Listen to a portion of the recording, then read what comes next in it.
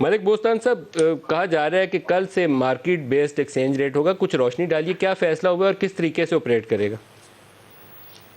देखो जी, हमने ये कैप लगाया था इंटरेस्ट ऑफ कंट्री की, शायद हमारे कैप से डॉलर का रेट बड़े कम हो और हम महंगा जब खरीदेंगे नहीं और महंगा बेचेंगे नहीं, सस्ता खरीदेंगे सस्ता बेचेंगे, लेकिन हमारी उम्मीदों में पानी फिर के आवाम ने हमारा साथ नहीं दिया। जब हमने उन्हें कहते हैं कि डॉलर जो है इस रेट पे दे दो, तो वो इस रेट पे देने को तैयार नहीं थे, जिसकी वजह से ब्लैक मार्केट वजूद में आ गई।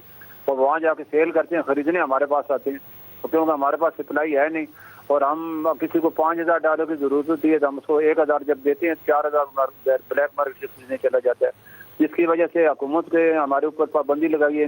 जो वर्कर हमारे वर्कर रेमिटेंस है, पहले 80% पब्लिक को देते थे और 20% बैंकों को देते थे, लेकिन अब हुकूमत ने पाबंदी लगा दी, 100% आप बैंकों को दें, पब्लिक को न दें। दूसरा, हमें डॉलर इम्पोर्ट पे भी पाबंदी लगाई हुई थी कि आप बाहर से इम्पोर्ट भी नहीं कर सकते। अब हमारे पास तीसरा ऑप्शन था कि काउंटर पे लोग हम सेलिंग करने आए, लेकिन वो ब्लैक मार्केट वजूद में आने से वो वहाँ सेल कर रहे हैं, जिसकी वजह से सप्लाई में फर्क आया और हमारा नतीजा ये निकला, $600 मिलियन जो माना हमारे पास आते थे वो कम होकर $200 मिलियन पे आ गए।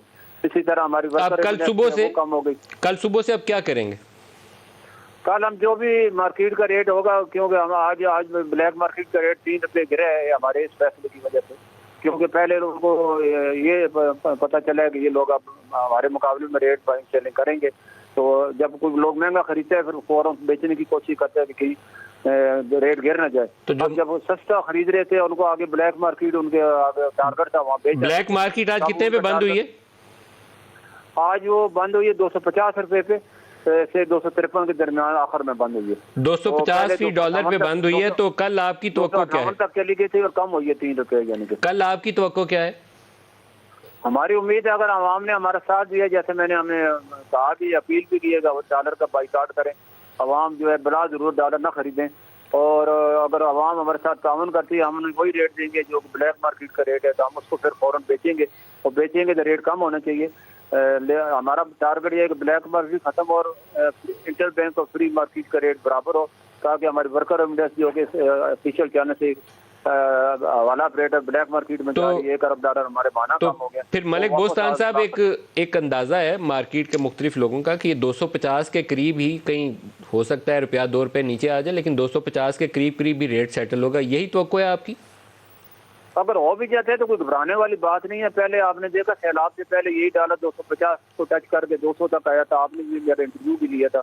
कोई इस्लामाबाद में लोग डॉलर खरीद नहीं रहे, लोग हाथों में लेके घूम रहे हैं, तो आप वक्त दोबारा भी आ सकता है, क्योंकि हमने कैप लगाने का हमारा जो तजर्बा नाकाम रहा है, तो हम डॉलर जब खरीदेंगे तो बेचने के काबिल होंगे, हमारे पास जब डॉलर हो तो कोई रियलिस्टिक मुझे बताएं फिगर, जो तवक्को है आपकी, प्रोफेशनल आप मार्केट को डील करते हैं, आपका अंदाजा होगा कि कहाँ सेटल होगा। हमारे आवाम का मद्देनजर रखते हुए हमारी एक उम्मीद है कि हमारी आवाम हमेशा जो इस रेट पे बेचेंगे फायदे में रहेंगे, तो डॉलर का रेट जो है गिरेगा। अगर आवाम साथ नहीं देती तो फिर हम क्या कर सकते हैं, हमारे पास तो कोई सोर्स ही नहीं, जैसे मैंने बताया।